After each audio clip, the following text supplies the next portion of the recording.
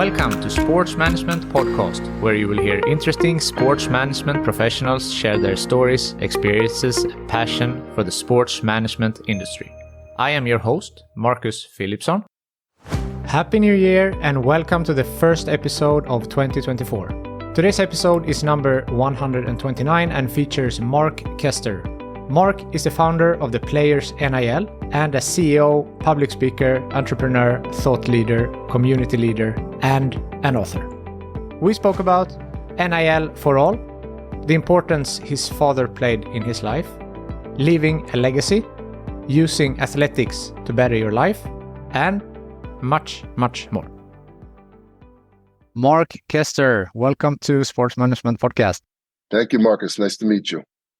Nice to meet you too. And for those who might not know who you are the founder of the Players NIL.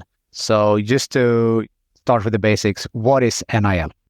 Well, it's something that's actually been around for a long time. It refers to name, image, and likeness, which actually means a person's right to manage and control their, as it says, name, image, and likeness, so their personal public property.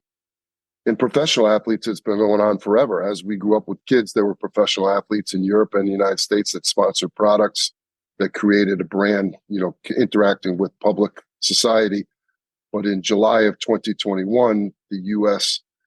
first time ever allowed college athletes and now high school athletes to benefit from their name, image, and likeness without losing their athletic eligibility.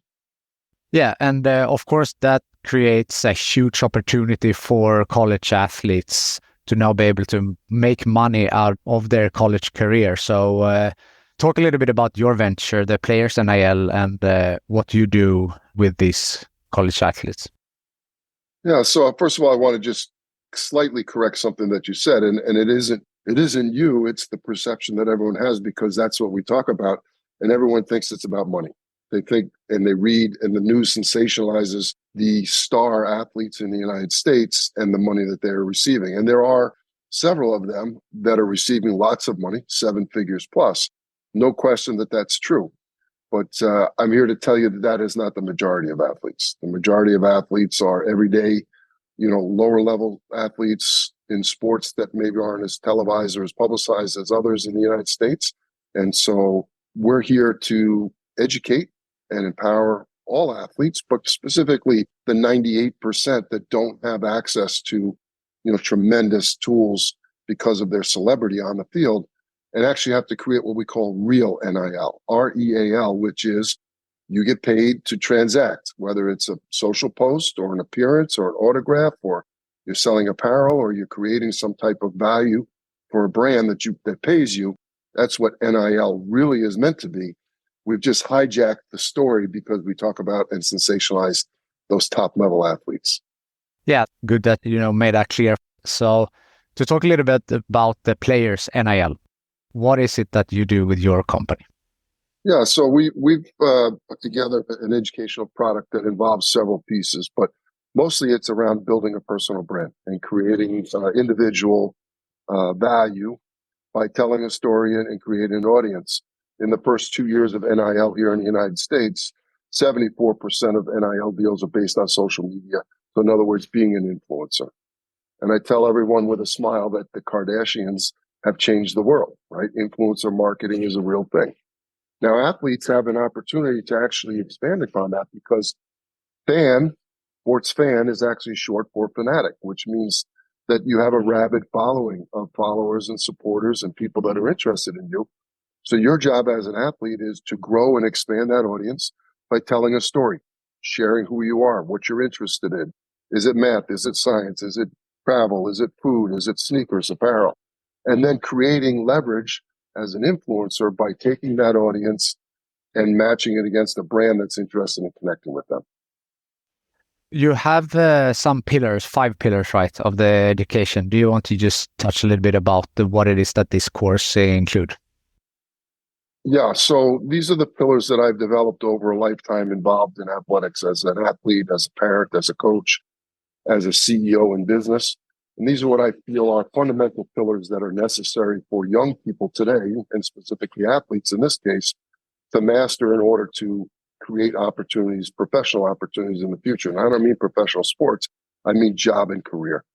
The first one is digital marketing. And as I alluded to, it's about telling a story and growing an audience, not just your friends and family circle. So not just the people that follow you because you live in the same town, but how do you grow that audience? How do you tell a story and create a greater following?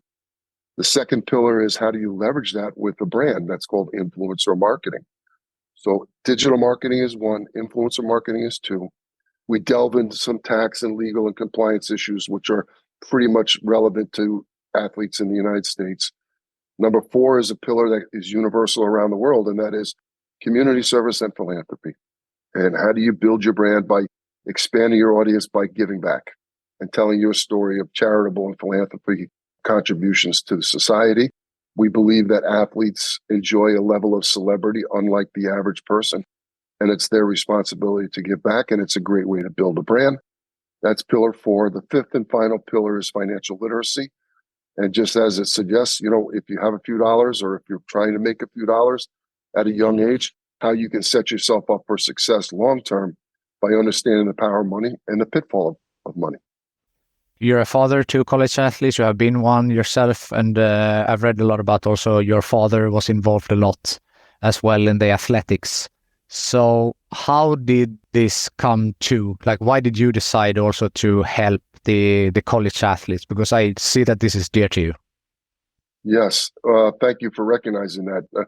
We have two foundational principles of our business. The first is, and again, this is universal. How do you use athletics to better your life? Right? Create academic opportunities, professional opportunities, career opportunities, social opportunities to meet people, life skills. And I think young people today can do it a number of ways. As I said, you could do it with math and science and technology. You could be involved in history. There's lots of ways to have a passion. But for those of us who athletics has touched, it's a great way to build a foundation. Once that career is over, which it is for everyone at some point, the second principle of our business is how do you use athletics to better the lives of the people around you? My father was an educator, and he taught me the first principle as a young teenager, and I was able to do that to get a college scholarship to play sports in college. The second principle came to me when I became a father, and I realized that I wanted to use athletics to better the lives of my children. It then grew to my community, friends and family, people I lived in the town with, and I became a leader in terms of creating opportunities for young people to use athletics to better their lives. Then professionally, I did the same thing. I was involved in the sports and entertainment business, and it was there that I used athletics in our business to empower young people in life and business skills. And we ran a successful program in Los Angeles, California, and Hollywood, hired 26 people through this development program, 13 of whom ended up becoming full-time employees, and 6 of them own their own businesses today. So I've always been about empowering others and using my platform as an athlete, as an athletic leader, as a CEO to better the lives of the people around me. And the Players NIL is just a natural progression of that mentality. I love that. My father was also an entrepreneur, and he said that the biggest achievement for him was when he saw that employees that he trained moved on to bigger things later on. And then he saw that, as a coaching thing and validation of his work. So yeah, let's dig into your career a little bit. You mentioned there that you were in Hollywood, so with Sports Studio, but you were also president for IAS Athletic Apparel. I read. So you want to take it from there and then, see how your career went on up until today? Yeah. So in 2008, I got an opportunity to move to California and begin working with a company that was involved in creating and building athletic uniforms for high schools and colleges, but also for Hollywood, for TV shows and movies. So some of the great movies in the history of American sports movies, Any Given Sunday, The Replacement, Miracle, We Are Marshall, 8 Men Out, Field of Dreams. This company built and created the uniforms for those movies.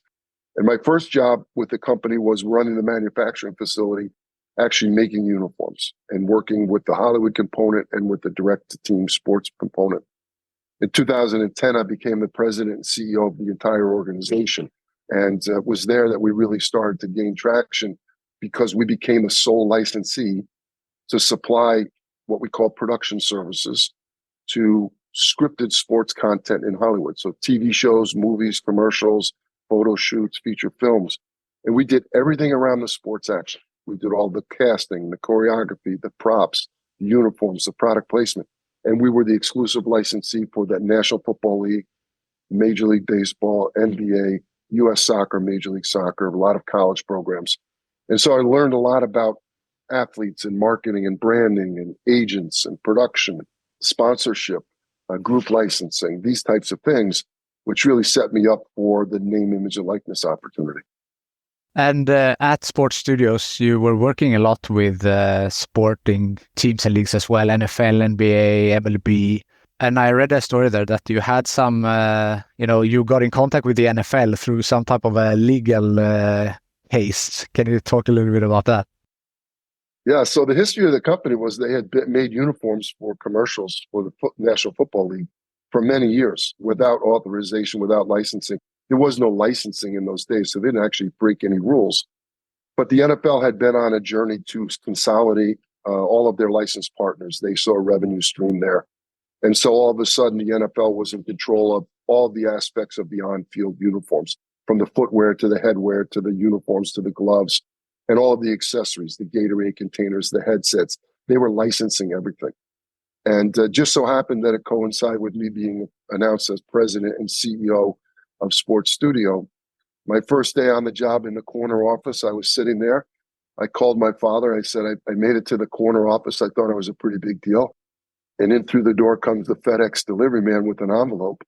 And it was a cease and desist letter from the National Football League telling me we could no longer do what was about 60% of our business at the time. I very quickly came back to earth and I realized that I had some work to do. And it wasn't that the NFL was restricting us. They just wanted to control what was going on and wanted to partner with us. So I took that opportunity and went to New York City and sat down and we hammered out the first ever entertainment license with the National Football League, where we became their eyes and ears in Hollywood. We controlled all of the content that was being approved or not approved. We protected the sponsors. We protected the league. In the NFL, like they like to say, that we protected the shield, and we became really valuable partners to them. And I think it proved to be a great relationship, which we then leveraged with basketball, baseball, soccer, etc.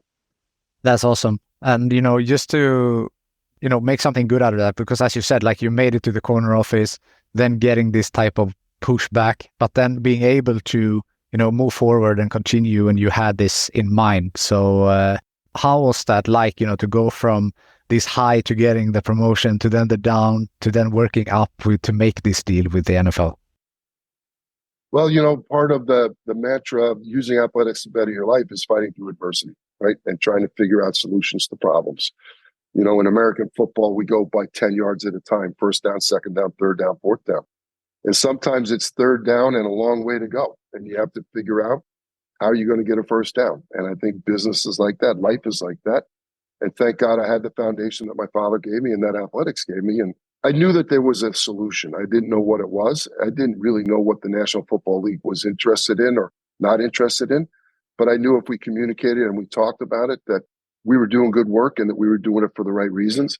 And I thought that we could probably come up with a solution. And then you started the Players NIL. You have also written a book on the same topic. You had NIL podcast and then the course that we talked about. So what made you take this jump to start this company and become an entrepreneur? Well, we sold Sports Studio in June of 21, and I didn't know what I was going to do. Name, image, and likeness was approved by the federal courts in July of 21, so just 1 month later. And I saw lots of the same things that I'd seen in Hollywood, Marcus. I saw, adults taking advantage of kids that weren't educated. And given my background and given my principles, I thought the one thing that was missing was education. And so we launched the Players NIL in 2021, and it was in hopes of trying to empower athletes and create opportunities. We've had a few distractions that I mentioned earlier. Most importantly, that people think that NIL is only for the famous athletes. And we're trying to make NIL more relatable and attainable. In one of the ways that we've done that is I wrote a book called NIL for All. It's a 30-minute read. It's a paperback. It's just a basic introduction, basically about sports marketing and about athlete branding and personal branding. And it's a great, synopsis on all the things that you need to understand in order to be successful in this space. Great. I will put a link in the show notes for the book as well if someone wants to buy that. And you talked about your principles. I think it's really admirable that you have this education platform in the book and so on, because you said that you didn't want to be like an agency. You didn't want to take commission from these kids and, take advantage of them. So instead of, that's an easy, I guess, if you're just chasing the money, used to take a commission, try to make money, but you took the high road and, you try to educate these kids. We talked about financial literacy. So again, you really follow your principles through, hard times and in good times, it seems. Yeah. Well, remember, using athletics to better the lives of the people around us. That doesn't mean better the day, right? It's a long-term thing. It's not a 4-year relationship. It's a 40-year relationship on trying to build good citizens, good partners in life, good parents, good employees, good people. And I think that NIL creates an opportunity to do that if it's followed and the principles are guided properly. I think today's athletes have a tremendous opportunity to make a difference. So where do we stand now in the United States? Like, what states allow NIL? Where is it up and coming? Which state is next? How is the landscape right now in the US? Well, there's 2 different categories. So first in collegiate athletics, of which in the United States, there's 500,000 kids playing sports in college this year. Okay. So that's all sports, right? From football, basketball, baseball, soccer, hockey, lacrosse, everything. And so in college, it's authorized across the country. It's a nationwide opportunity. In high school, about 34 states have it right now. We think that that's going to go to 50 states in the not too distant future. There's just some conversation around what should the rules be. And right now, every state has their own rules, and that's caused a few problems and headaches. But I think the future is nothing but upside. We are, again, sensationalizing those great athletes. And I don't know where that's going to lead. It may lead to revenue sharing because there's so much money for the television rights for some of these programs. But I think in the non-revenue sports, so not football, not basketball, it's going to create lifetime opportunities. And I think we're just figuring out, we're just beginning to understand what those opportunities may be. And I think coaches and administrators are starting to say, hey, what is this? How do I take advantage of it? How can it help my program? How can it help my alumni, my local business, my parents, my kids, my administrators and coaches below me? And I think we're just in the beginning after 2 years of realizing that NIL is for everyone. And again, that's the title of my book, NIL for All. What are the top NIL sports? I heard that in another interview that you talked about that, and I found that really interesting. Yeah, so as you would expect, American football is number 1. It's the biggest college sport out there. Number 2 is men's basketball.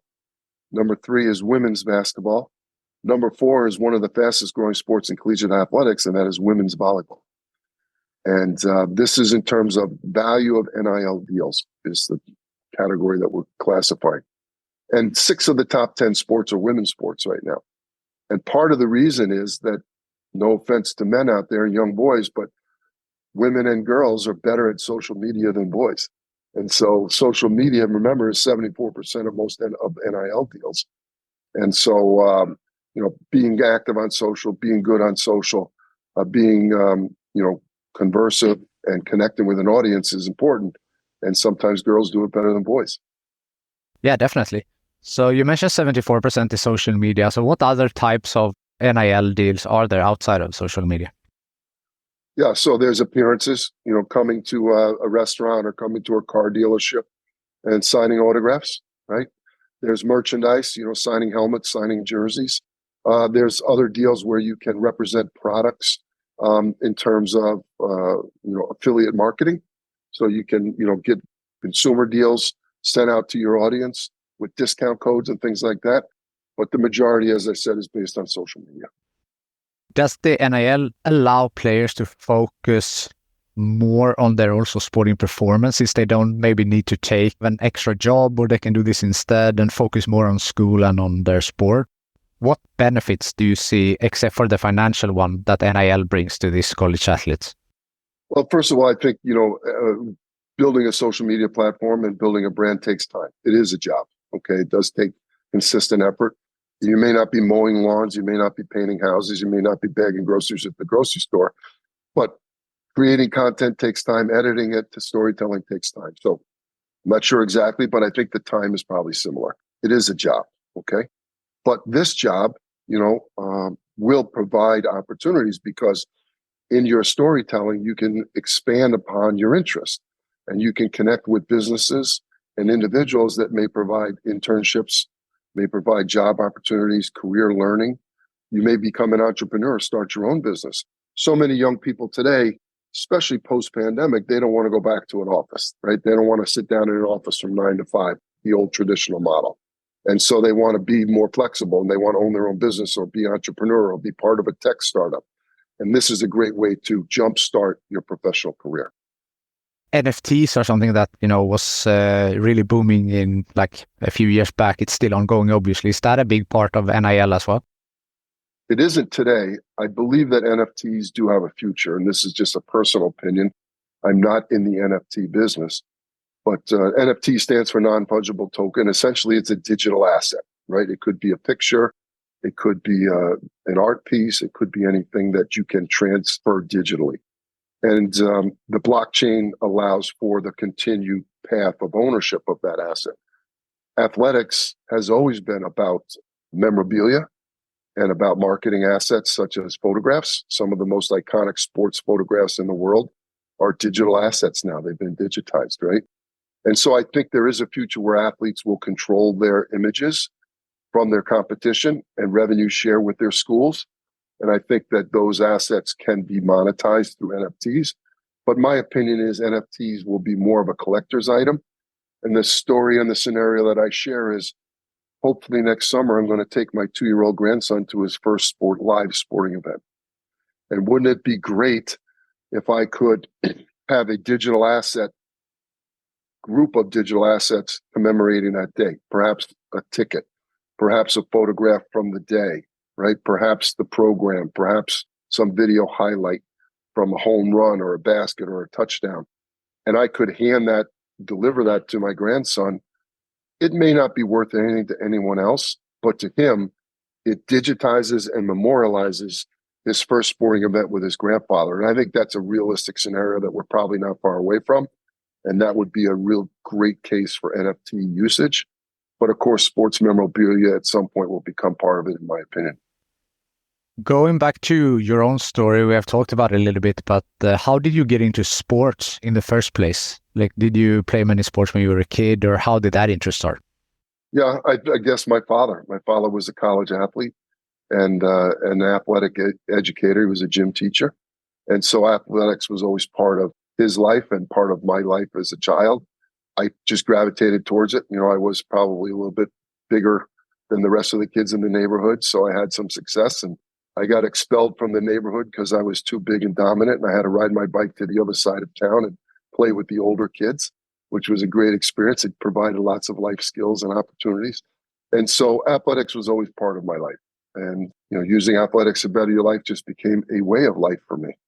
So you played football, right? You were a Division II football player? Yes, I was. That was your sport, American football. Well, my love was basketball. I just wasn't good enough to play in college, so I played football at what we call Division II, so a middle level school here. But it was on scholarship, and I played all 4 years, and some of the best friends of my life, and used athletics in a way that I never dreamed of as a child, but as it ended up, really a foundational piece of my life. You're from New York, and then we talked about before, moving to California. So how was that change to go from New York to California? Well, it's quite a change. I actually lived, born and raised on Long Island, which is, a suburb of New York City. So all of that excitement and energy around being near a city. But I actually raised my family 4 hours north in central New York in a country town. And then moving to the big city of Los Angeles was a culture shock, right? The number of people, the car, the cost of living, the competitiveness of the people, okay? I think California often is criticized or categorized as being laid back and cool. I actually found Hollywood to be as competitive as New York. In New York, they may say no to you. In Hollywood, they say yes, and then they don't do anything. So it's a little bit different mindset. But the competitiveness, and if you're not good at your job, if you're not good at what you do, there's a bunch of people waiting to take over. So I think, professionally, it was a really good injection of energy and really challenged me socially and lifestyle wise. California, offers lots to do and lots to see, and way different than New York. I really enjoyed my time there. Talking about now the college athletes and NIL and everything, like work-life balance, is that something that's important to teach kids, or what is your stance on that? Yeah, absolutely. I think, one of the things that we're seeing in today's athletes are mental health issues, all right? And they're based on the fact that their whole life from childhood on has been about sports. They play the same sport year round, or they play sports year round. They're under pressure to win. The parents, the coaches, the community, everyone cheers for them. And they're feeling a sense of entitlement to some degree, but also the pressure to compete and be successful. At some point, some in high school, some in college, some as pros, sports is taken away. You're done competing. And what I've seen in my career, in my life, is lots of athletes who don't have any direction. They don't have any self-worth because their whole value was around sports. And I think one of the hidden success stories that has yet to come out, but will soon, is the mental health aspect of building a brand away from sports. Are you interested in bicycles? Are you interested in cooking? Are you a fashion person? Are you an artist? Are you a complex person that sports is just part of your life, not your whole life? And so I think, it's good, it's healthy for kids to get away from sports for a period of time, for them to heal physically, mentally, emotionally. And you can do that by building self-worth away from your sport. And there's lots of ways to do it, but I think NIL is one of the ways. Yeah, and we talked about the pillars of your education before, financial literacy also. We talked about personal branding. I mean, you identify as an athlete when you are an athlete, but there will come a day when you are no longer an athlete. So what do you do then? A lot of the mental health issues come in then because you have some type of identity crisis. Maybe you didn't get the financial literacy course, and you haven't invested your money well. And now you're seeing you're 35 years old, your career is sporting career is over, and you have hopefully another, 50 plus years. So what do you do then? Right. Well, I think, again, but that's a very small percentage of athletes, right? That's the really high level professionals. And there's horror stories all over the world of people not using their money properly. But what about the kid that's in college that's 20, 21 years old that all of a sudden is making $3,000 a month, $4,000 a month, right? Besides being on scholarship. If managed properly, that's life-changing money 50 years down the road. You can take that nest egg and manage it properly. You can invest in real estate or whatever that you want to, business stocks, but managed properly and staying away from the pitfalls of money can provide you an opportunity when you're 35, 40, 50 years old and later. And that's what we teach. You're a father of 5. So what do you tell your kids, on this topic? Yeah, well, my kids are retired and gone, so they're no longer competing, although I have one that is a coach. But, I think it's evolved. I think every young parent thinks they have all the answers, and they don't. I didn't. I made lots of mistakes. But this is my parenting philosophy. I think the two greatest things that parents can give their kids are confidence and opportunity. And again, there's different ways to give kids confidence. It can be through sports. It can be through art, math, science, history. But give them the confidence and then the opportunity. What do parents do? They sacrifice. They provide opportunities, whether it be coaching, travel teams, educational experiences, mentorship. And I think, using NIL is a way to do both of those things. But I think, what I try to teach my kids is, and who are now adults, and now I have a grandson and a second one on the way, is confidence and opportunity. Give the kids confidence that they can make the right decisions, that if something's going the wrong way, that they can step away from it. They don't become part of the pack mentality. And the opportunity is, to give them, if they work hard and take advantage of things, the opportunity to be successful. Your father has obviously meant a lot to you. We have talked about that before. He really, put the framework for you and what you have now, I guess, also brought on to your kids. So how important has he been in your life? Yeah, well, he's given me everything, right? He's given me the opportunity. And through sports, he gave me the confidence. And he was a great mentor. He retired relatively early from his professional career. And and chased my kids around and chased their sporting events.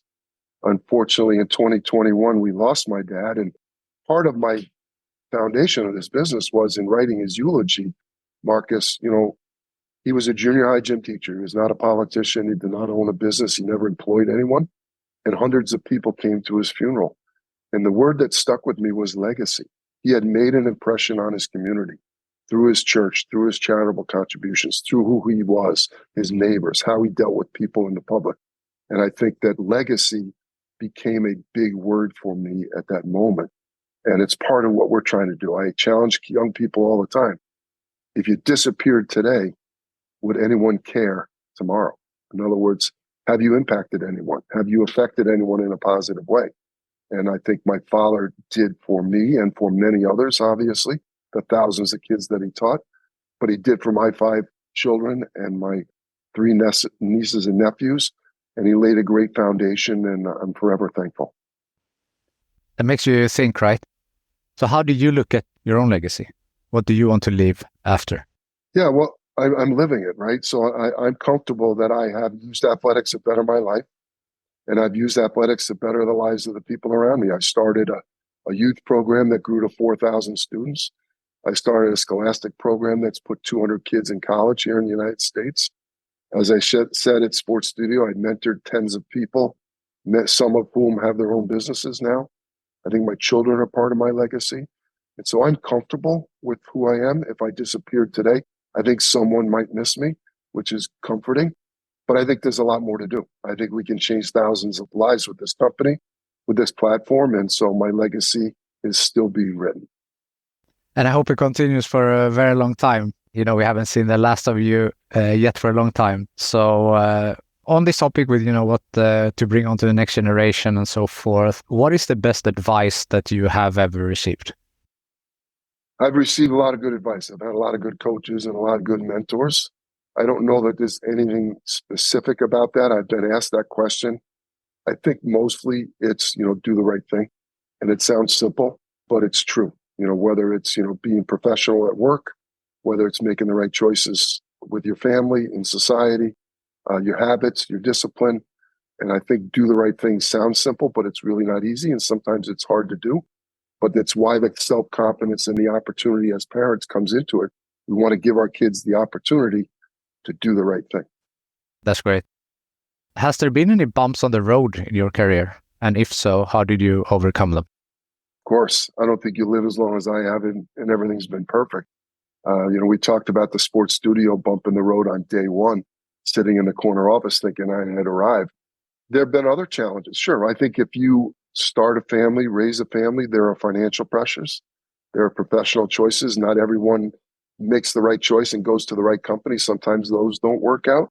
I think sometimes you do things as a parent that don't work out and you have to correct. And I think I've learned from all of my mistakes. Hopefully I won't repeat them. Hopefully I'll get better. But I think part of being an entrepreneur, part of being a risk taker, which I am both, and I guess to some degree an adrenaline junkie, I like the challenge, is that you may misstep once in a while. But as they say, if you get knocked down, get back up. And I think that's, part of the life lessons and part of what athletics has taught me. But I don't think there's anyone that goes unscathed. We all have scars. Definitely. So before we sign off here, I read somewhere, I don't know if this is correct, that you're writing also another book. Yeah, well, I've been writing it for a long time. It's a parenting book. It's called 12-Year-Olds Win for All the Wrong Reasons. It's about youth sports. And, it's about my life journey as a parent and watching young kids who at age 12 dominated on the athletic field or the rink or the court. And by the time they were 16, they were just average. And by the time they were 18, they were out of sports. And why is that? Because they won too early for the wrong reasons. They were bigger than everyone else. Their parents paid more money for coaches. They had better equipment. And so, there's not a direct line. It's definitely not a straight line from age 12 to age 22, right? And so what are the things that continue to be important? If you're not foundationally strong in terms of competitiveness, in terms of skill development, in terms of handling how to lose, right? And how to be a good teammate, how to be coachable. If you're the 12-year-old superstar and mommy and daddy give you a trophy every weekend because you're amazing, sometimes that doesn't work out by the time you're 16, 18, and 22. So it'll be some of those life stories and lessons that I've learned and some anecdotes from people that I respect in the youth sports business. Yeah, I really look forward to reading that. I think that's an important book for many parents to read specifically. So when is it? Do you have a scheduled date for release, or is it ongoing? It's ongoing. I'm continuing to write it. I've been writing it for a long time in my head. Right now, I'm pretty busy building the Players NIL, but I hope to get that book out in 2024. Is there something I haven't asked you yet that you want to mention? No, I just want to say thank you for doing your research. You've done a great job, researching my background and asked great questions about this. And, I think the most important thing that I'd like to share as we sign off here is that name, image, and likeness is universal around the world. Personal branding, and whether you're an athlete or an artist or just a business person, developing a brand, today's world of digital marketing is a great opportunity. Platforms like LinkedIn, which is how we met, is an amazing way for you to start to tell your story. And you're interested in medical science, in law, in history, all of these things. Use it properly, and it becomes your digital resume. Make a mistake and don't do the right thing, and it becomes, your downfall. And so, pay attention, use this opportunity in society, not just in sports, but in society, to create a brand, use digital marketing to network and create opportunities, and the world is yours. That's good advice. And thank you for the kind words. And I thank you very much for taking the time, being a total class act through all this period with the scheduling and everything. I really appreciate it. If the listeners want to reach out to you, where do they do that best? Well, our website is theplayersnil.com, and you can get our contact information on there. I'm also on LinkedIn. Feel free to follow me, direct message me if you have any questions. On social, we're at the Players NIL on all platforms, at the Players NIL. That's great. Mark, thank you so much for taking the time to be on Sports Management Podcast. Marcus, thank you very much. And I wish you and your family and all of your followers happy holidays and a safe new year. Thank you for listening to the Sports Management Podcast. Please hit the subscribe button so you don't miss out on any upcoming episodes. Also, feel free to leave a comment about what you thought about this episode. If you want to get in contact with me, send an email to sportsmpodcast@gmail.com or hit me up on Facebook, Twitter, or Instagram @sportsmpodcast.